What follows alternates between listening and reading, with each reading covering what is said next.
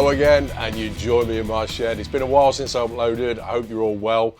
Last weekend I've just put some doors, you may have seen the title, on the side of a small shed, and I'll show you the reasons why I've done that and how I built it in a minute. But first of all, thank you to all my subscribers. I'm almost on 800 subscribers in total. For me, that's a huge amount, so I'm nearly 1,000.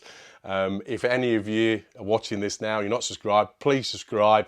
It helps me out massively. And yeah, but thank you so much to all my subscribers. It means a lot. Okay, so first of all, I built my shed I'm standing in now. And after that, I built an extension with a bar kitchen shed. And it actually connects to a small shed that I built before all of this. Had a door at the end, and I stored all sorts of stuff in there. Now, when I built this extension, I thought I'll close it off, but before that, that shed had just been left stored full of old timber, old bits of material, boxes full of junk. There was a lot of car boot stuff in there, like flea market stuff that I'd left in there, and I'd come to the conclusion, well, it's been in there all that time, so it's probably not been touched for 3 years. So it's rammed in there, went into a small door at the end. I made actually smaller to go in so I can get access to it from the bar kitchen, so I can store wood at the side and timber at the side, and then boxes and garden furniture on the other side. But I couldn't access it that easily, so I thought I'll put doors in there. And I wanted to make double barn doors as well, so if I've got large items, I can open them up and get in there really easily. So 2 weekends ago, I cleared it all out. Cleared out everything. There was stuff in there, literally, well, not a kitchen sink, but a bathroom sink, in fact, as well. So I got everything out of there, recycled a lot of it, scrap man came and collected a load of steel and metal, and I was quite harsh with myself. I'm not really am I a hoarder? I probably am a hoarder. And I try and keep things as long as possible. But for me, I thought it's been sat in there for the best part of 3 years. I haven't needed it, I haven't wanted for anything. So I'd say I probably got rid of 70 to 80% of it. The 30% I've kept in there, and stuff that will come in handy. And anyway, so I thought I'd just give you a bit of a backstory to it first. So watch the video. It shows me starting off by taking the side off the shed, because a lot of it was rotten, and the main reason for that was because the roof hasn't got guttering on. So I need to do that next, actually. But the water was dripping, it rotted a lot of it out, so I thought I'd rip the whole lot out, put 2 double doors in there, which you'll see in the video. Now, you'll also see that I used standard pine tongue and groove. Now, the reason for that is because the treated tongue and groove at the minute, it's gone through the roof. I wasn't prepared to pay that sort of money, so I got some cheap pine, very cheap in fact, so I thought I'll use that. But the paint I use, I've used it before on the outside of this shed, and it forms like a nice layer. It doesn't soak in, it forms a layer. So I think it's going to be okay, but for the amount it cost me, if it does rot in another 5 years or whatever, I'm happy with it. So anyway, enough waffle. Watch the video, see what you think. Cheers. So there's the shed, and as you can see, it's bursting at the seams. So I got everything out, sifted through it all, see what I wanted to keep and what I wanted to scrap. Empty shed. There's the little door that leads into the bar kitchen. Before I hosed it and brushed it down, I used Jay's fluid to clean it all out. There we go, all the rubbish has gone.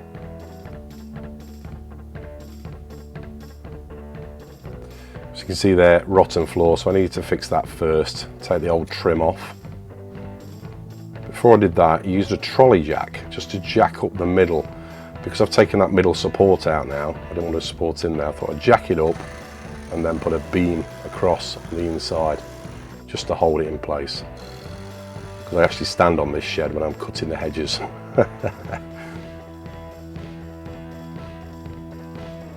And release the jack, and it dropped a little bit.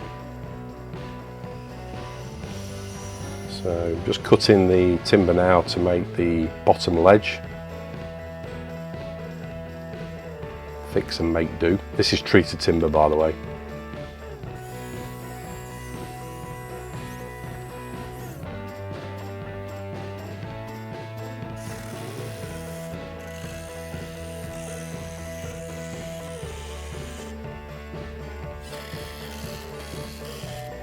It's fairly solid. And I wanted to put a trim around the outside. These are, I think, 25mm by 100mm.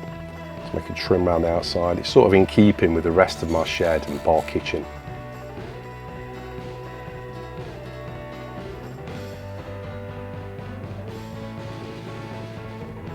So that's all done. Next onto the spruce tongue and groove. Got that really cheap.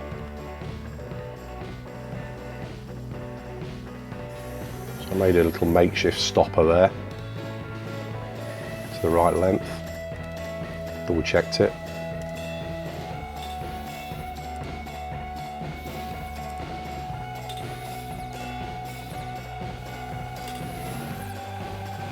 Incidentally, this is a different contour to the existing tongue and groove on my little shed, but it's the same or similar as the rest of my larger shed.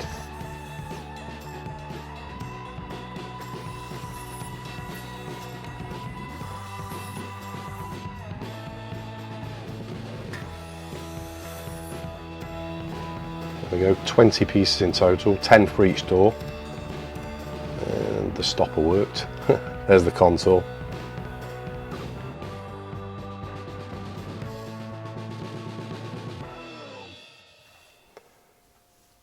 So next, the glue up.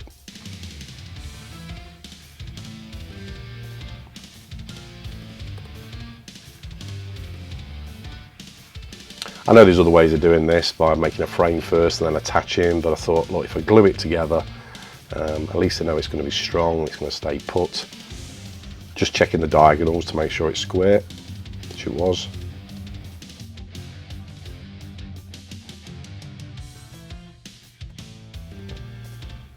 There's me primitive measurements there, the only measurements I needed. What I'm doing here is cutting out the horizontal pieces for the door. The doors sit inside the aperture, so I knew I needed to cut a little bit off the top of the tongue and groove and a little bit off the bottom. So I'm just marking up what side's what. So here I'm just measuring the distance so it aligns with the other tongue and groove. I hope that makes sense.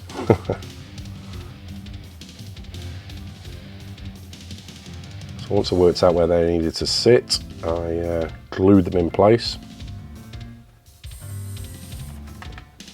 Pilot hole there. Worked out the distance from the end. And just put a screw, one on either end, so when I flip it over I can screw from the other side and then remove those screws afterwards.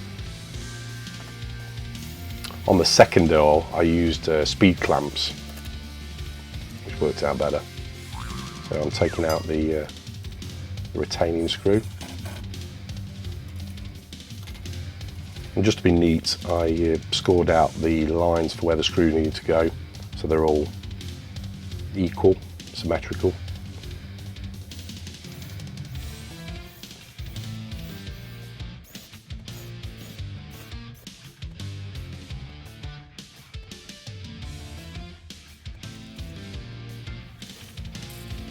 By the way, I made a few mistakes along the way. I'll point them out.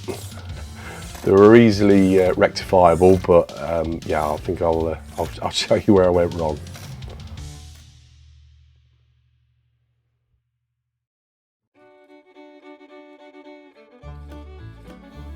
So yeah, just lining up where I need to cut off the end, using speed clamps to fix them to my workbench. I've actually got a video coming up soon where I need to make a workbench, a foldable workbench, so I can fit it in the middle of my workshop rather than using a fixed bench like this, so I can get to every side of the piece I'm working on. If you like this video, please give it a thumbs up, it helps me out a lot. And if you want to pop any comments below, please feel free to do so. Any thoughts or comments, just stick them below, or questions. So now I'm doing the diagonal brace. So just marking off the angle, both ends. I've said it before, but I'm not an expert at this. This is just my hobby. I just like tinkering in my workshop shed. If you want to watch other videos on how I built my shed and my workshop, it's all on my channel. So if you want to pop on there and watch some other videos, that'd be great. And any little projects I've done in the past and projects I've got coming up in the future, then subscribe. That'd be great. I'm going to glue that in place and screw it from the other side. Again, I put retaining screws on this side to hold it in place, then flipped it over. There we go. Drilling the pilot hole for them first.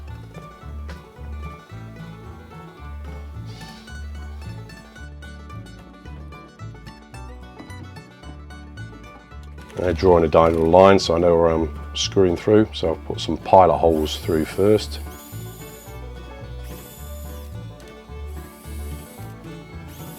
Just through the tongue and groove, so it bites on the treated timber behind.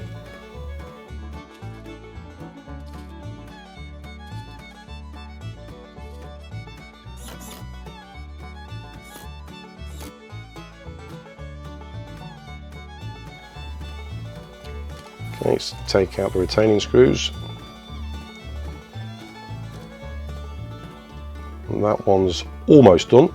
Needs paint and it needs a trim put on. It comes later in the video. So as you can see here, I'm using the speed clamps to hold the piece of wood below. Now this is the first mistake I made. I went the wrong way on the diagonal strut. So I drilled all them holes, which now need filling. Fairly easy, just to mix up some glue, some sawdust, smear them in the holes there and then sand it later on.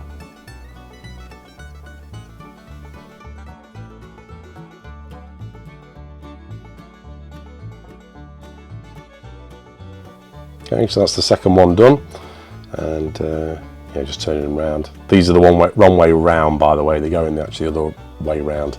So I think I mark on here, yeah, right hand. It's the wrong way round. So this is the paint I use, Johnston's Garden Colours, Natural Vanilla, it's called, and yeah, really good stuff. I've used this plenty of times before. Really hot day. We've had a heat wave in the UK recently, so yeah, good day to be painting outside. I gave them 2 coats.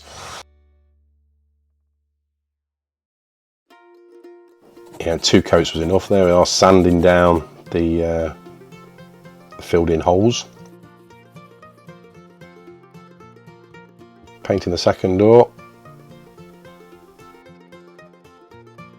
There we go, finished. Brought them indoors, didn't take long to dry.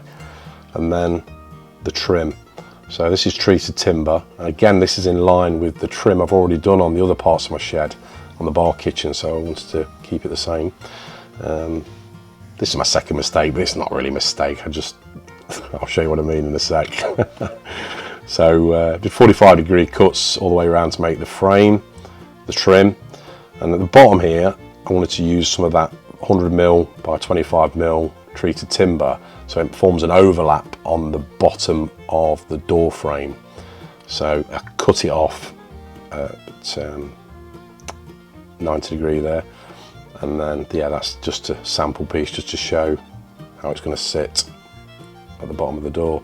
So I glued the trim and then used my air brad nailer. I think there were 36mm brads I used on there. So there we go, that's the bottom trim. Weighing that up, and yeah, fitted in place. Again, glued and nailed. So next was the hinges, and I used some of this trim to go underneath the hinge to bring it in line. And then I thought I'd round the edges, so got on the bandsaw, rounded off the edges of that trim, and then just use the belt sander to round it off a little bit more. So again, glued, brad nailed them. There's one. There's the bottom one for the bottom hinge. And then just screwed the hinges in place. And that's one door finished, except this is my third mistake. I put the hinges on the wrong way around. They should go on the other side. There we go. I swapped them over there. So yeah, the air was blue. Saying that, it only took me about 15 minutes to swap it out. And I suppose this is what we're up to now, 4 mistakes. It's not a bad mistake. It was slightly too wide to fit in the door. I measured it up, wouldn't fit, so I used my planer just to take a bit off the edge. And there we are, screwed in place, fitted.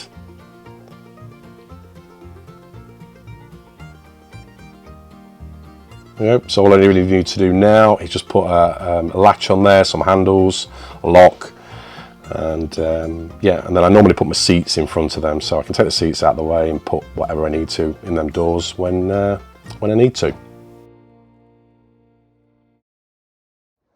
What I might do actually is split the shed down the middle, so down there, so I can get to all the garden furniture and cushions and everything through these doors, and then the back of the shed can get through the door in that bar kitchen, and I can get to all my timber and strips of wood, that sort of thing. If you notice as well, this is how I've done the trim on the bar kitchen, and this is the same trim except it's slightly green at the minute because it's brand new, but if you notice over time it goes that nice brown colour. What I think I might do on this shed as well is put the same trim and the trim in the corner there, the same as this, and along the top. I've actually got some trellis as well to put up there because I've got clematis there that I can grow up it, and I might put some trellis up there, but that's to come in another video. And I'll put the guttering on as well, guttering up here, guttering here, and guttering on the top there. So yeah, that's to come in another video. Also, these slabs need cleaning down, need de-weed them. In fact, I might even concrete these in, so they need to be cleaned down. I think that'll finish off this area then quite well. So there we go, thanks for watching. I've got loads more videos to come, one of which is an old log burner I've got that I want to put in this shed ready for winter. And I might need your help on that actually, if you've got experience on log burner. It's an old one that needs restoring. Video coming up on that. I'm going to make a fold out workbench. I actually need to make a portable workbench as well. There's a few other videos I've got lined up, but it's now I'm going to try and get running with it and get them videos out there. If you like this video, please give it a thumbs up. Again, if you're not subscribed, it doesn't cost anything, it's free, and it helps me out as well. So again, thanks very much for watching. I'll see you next time. Take care. Cheers.